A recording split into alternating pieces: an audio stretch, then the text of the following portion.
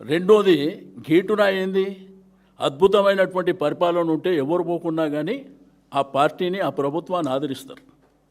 గతంలో మేము అది చేసినాం. మీరు ఎవరైతే డబ్బా కొడుతున్నారో వార్ వన్ సైడ్ అని అది కూడా ప్లే చేయండి. 2 సార్లు కేసీఆర్ గారి నాయకత్వంలో జరిగినటువంటి ప్రభుత్వంలో మేము మున్సిపాలిటీలు ఎన్ని గెలిచినాం, కార్పొరేషన్లు ఎన్ని గెలిచినాం, జిల్లా పరిషత్ ఎన్ని గెలిచినాం, అవి కూడా మీరు చూపండి. అది కాకుండా దీన్ని వార్ వన్ సైడ్ ఎట్లా అంటారండి? 85 నుంచి 90% గెలిస్తే వార్ వన్ సైడ్.